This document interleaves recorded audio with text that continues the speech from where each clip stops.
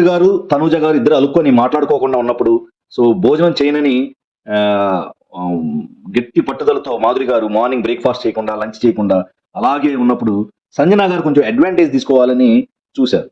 So కొంచెం ఆజ్యం పోశారు దానికి. సో ఆటోమేటిక్గా ఈసారి రేషన్ మేనేజర్ మీరు తీసుకోండి అని మన మాధురి గారికి ఎక్కేయటం. సో మన ఇద్దరు మళ్ళీ మాధురి గారికి వచ్చి భోజనం వడ్డించడానికి ట్రై చేయటం. సో ఇవన్నీ చూస్తుంటే సో ఇద్దరి మధ్యలో ఏదన్నా అభిప్రాయ భేదాలు వచ్చినప్పుడు ఏం చేయాలి? ఇద్దరు కలపడానికి ట్రై చేయాలి. సో ఏమడిగా మాట ఇమాన్యుల్ గారు మాత్రం ట్రై చేశారు.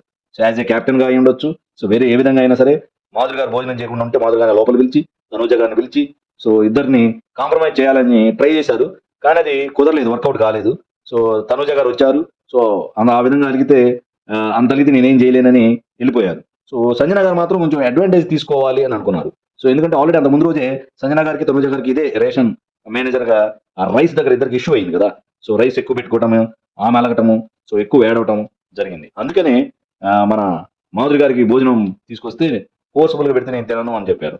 సో ఓవరాల్ గా ఎండ్ ఆఫ్ ది డే ఏమైంది? సో తనూజ గారు మాధురి గారు మళ్ళీ కలిసిపోయారు.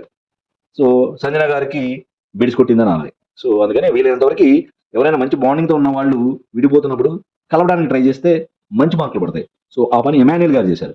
సంజన గారు చేస్తే చాలా బాగుండేది. సో నెక్స్ట్ టైం చేస్తారని చూద్దాం. So better luck next time.